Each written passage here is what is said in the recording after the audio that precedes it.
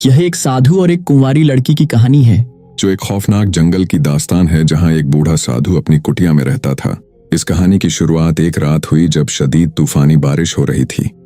हर तरफ घुप अंधेरा छाया हुआ था, आसमान से बिजली जोर जोर से कड़क रही थी और जंगल में खौफनाक सन्नाटा था। साधु अपनी कुटिया में बैठा था, दरवाजा मजबूती से बंद कर रखा था ताकि बारिश और तूफान से बच सके। अचानक उसकी कुटिया के दरवाजे पर दस्तक हुई। साधु हैरान हुआ कि इस रात गए इस जंगल में कौन आ सकता है। उसने हिम्मत करके दरवाजा खोला तो देखा कि एक खूबसूरत और नौजवान कुंवारी लड़की बाहर खड़ी है। उसके कपड़े बारिश में भीग चुके थे और उसके जिस्म की हर तराश वजह हो रही थी। वह जवानी के उरूज पर थी। साधु ने हैरानी से पूछा, ऐ लड़की, तुम कौन हो और इस खौफनाक जंगल में ऐसी शदीद बारिश में इतनी रात गए क्या कर रही हो? लड़की ने खौफजदा लहजे में कहा, बाबा जी, मैं इस जंगल के करीब वाले गांव से हूं। मैं बहुत डर गई हूं। फिर वह कांपते हुए बोली, मेरे पीछे कुछ लोग पड़े हैं। वह मुझे मारना चाहते हैं। बराह करम मुझे बचा लें। साधु, जिसका नाम स्वामी रामदेव था, ने लड़की को फौरन अंदर बिठाया और तसल्ली दी। फिर उसने लड़की से उसकी पूरी कहानी पूछी। लड़की ने कांपते हुए जवाब दिया, मैं गांव के राजा की बेटी हूं। मेरा नाम सविता है। मेरे माँ बाप इस दुनिया से जा चुके हैं। जब से वह गए, कुछ लोग मेरी खूबसूरती पर मरते हैं। वह मुझे पकड़कर मेरी इज्जत लूटना चाहते हैं। मैं अपनी इज्जत बचाने के लिए आपके पास भाग आई हूं। स्वामी रामदेव लड़की की बातें गौर से सुन रहा था और सोच रहा था कि शायद यह लड़की कोई राज छुपा रही है। उसके आने के पीछे कोई और मकसद तो नहीं। स्वामी रामदेव और सविता कुटिया के अंदर बैठे थे। एक कोने में दिया जल रहा था जिसकी मध्यम रोशनी थी। बाहर तेज बारिश और तूफान था। हर तरफ अंधेरा छाया हुआ था। बूढ़ा साधु सालों से तन्हा रहा था, लेकिन आज उसकी कुटिया में एक इंतहाई खूबसूरत लड़की मौजूद थी। वह खुद को रोकने की कोशिश कर रहा था कि कहीं कोई मुसीबत न मोल ले। ये ख्यालात उसके जहन में चल रहे थे कि अचानक सविता बोली, बाबा जी, मैं बहुत डरी हुई हूं। क्या आज की रात आप मुझे अपनी कुटिया में पनाह देंगे? स्वामी रामदेव, जो पहले ही यही चाहता था, फौरन बोला, हाँ बिल्कुल, आज की रात तुम यहां ठहर सकती हो। रात गहरी थी और तूफानी बारिश रुकने का नाम नहीं ले रही थी।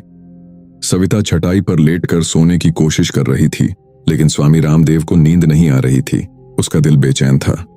उसके अंदर अजीब सी हलचल थी। सालों से सोए हुए ख्यालात जाग उठे थे। प्यार की दुनिया उसे नजर आ रही थी और जवानी जोश मार रही थी। वह सोच रहा था, ये रात कैसे गुजरेगी, मैं क्या करूं? स्वामी रामदेव खुद को संभालने की कोशिश कर रहा था। वह आंखें बंद करके सोने की कोशिश करता, लेकिन नींद न आती। उसका दिल मजीद बेकरार हो गया। उसके जज्बात जाग चुके थे और दिल जोर जोर से धड़क रहा था। अचानक किसी के रोने की आवाज आई। वह चौंक गया और फौरन सविता के पास गया। उसने देखा कि सविता रो रही थी। स्वामी रामदेव ने पूछा, ऐ सविता, क्या हुआ? तुम क्यों रो रही हो? सविता ने डरते हुए कहा, मेरे साथ कुछ ऐसा हुआ है जो मैं किसी को नहीं बता सकती। ये सुनकर साधु हैरान हुआ और बोला, ऐसी क्या बात है जो तुम मुझसे छुपा रही हो? कौन सा राज है? सविता ने कांपते हुए कहा, मैं कोई अच्छी लड़की नहीं हूं। मैं एक बुरी लड़की हूं। मैं अच्छे काम नहीं करती। मैं बहुत प्यासी हूं। फिर उसने ऐसी बात कही कि साधु का खून खुश्क हो गया। वह बोली, मैं कोई आम लड़की नहीं हूं। मैं एक भटकी हुई रूह हूं। ये सुनकर स्वामी रामदेव के जिस्म में खौफ की लहर दौड़ गई। उसके पैरों तले जमीन निकल गई। वह घबरा कर बोला, अगर तुम रूह हो तो ये कैसे मान लूं? इसका मतलब क्या है? सविता ने आहिस्ता से अपनी कहानी शुरू की। ये बहुत पुरानी बात है। मैं बनारस की एक रानी थी।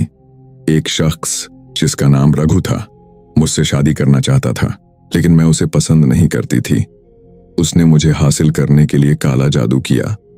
मैं उसके जाल में फंस गई और उसने जबरदस्ती मुझसे शादी कर ली, लेकिन मैंने उसे अपनी इज्जत पर हाथ नहीं डालने दिया। शादी की पहली रात मैंने उसे करीब नहीं आने दिया। इस पर वह गुस्से में आ गया और मुझे मार डाला। मरते वक्त उसने कहा कि मेरी रूह तब तक आजाद नहीं होगी जब तक मैं किसी नेक साधु के साथ हम बिस्तर न हो जाऊं। ये सुनकर स्वामी रामदेव कांपने लगा। सविता ने उसका हाथ पकड़कर कहा, मैं सच कह रही हूं।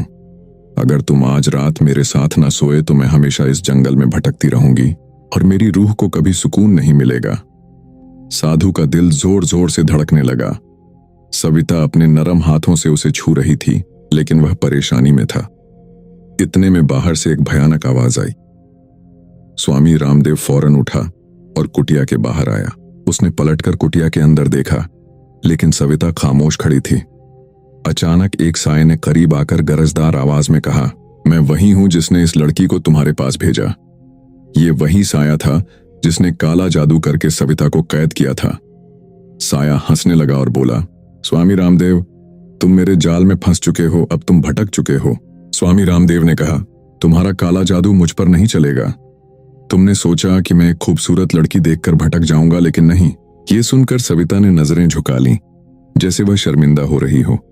साया चीखा और बोला, तुम्हारे अंदर भी इंसानों वाले जज्बात हैं, तुम मेरे जाल से नहीं बच सकते। स्वामी रामदेव ने आंखें बंद की, ऊपर देखा और फिर बोला, ऐ शैतान, मैं तुम्हारे फरेब में नहीं आऊंगा। सविता की आंखों में आंसू आ गए। वह सोचने लगी कि वह क्या कर रही थी। क्या साधु उस साये को हरा पाएगा? क्या वह आजाद हो सकेगी, या ये काला जादू सब पर भारी पड़ेगा? स्वामी रामदेव ने आंखें बंद की और सोचा कि इस मुश्किल से कैसे बचा जाए। फिर उसने सविता से कहा, अपने अंदर झांक कर देखो कि तुम क्या करने वाली थी। मैंने कभी किसी की तरफ बुरी नजर से नहीं देखा। तुम मेरी इज्जत क्यों खराब करना चाहती थी? अपने आप को संभालो और सोचो। ये सुनकर साया जोर से हंसा और बोला, साधु, अब बहुत देर हो चुकी है। सविता ने साधु की तरफ देखा और आहिस्ता से बोली, मुझे नहीं मालूम कि सही क्या है और गलत क्या। मैं बस इतना जानती हूं कि मेरी रूह को सुकून चाहिए। स्वामी रामदेव ने नरमी से कहा, तुम्हें अपनी रूह के लिए नहीं, खुद के लिए जीना होगा। ये जंग तुम्हें खुद लड़नी है। सविता चौंक गई। उसने गहरी सांस ली और बोली, तुम ठीक कहते हो, ये मेरी जंग है और मैं खुद लड़ूंगी। उसने आंखें बंद की और सुकून की तलाश शुरू की। अचानक साया दहाड़ा, क्या तुम मुझे शिकस्त देने के लिए तैयार हो? सविता ने मजबूत लहजे में कहा, हाँ, मैं तैयार हूं, तुम भी तैयार हो जाओ। उसने अपना हाथ उठाया और साये को पकड़ने की कोशिश की। जैसे ही उसने साये को छुआ, तेज हवा चलने लगी और साया हवा में उड़ने लगा। वह खुद को बचाने के लिए तड़प रहा था, लेकिन बच न सका। सविता ने हिम्मत से उस साये को नेस्तो नाबूद कर दिया। जब सब खत्म हुआ, उसने आंखें खोलीं और स्वामी रामदेव को अपने सामने पाया।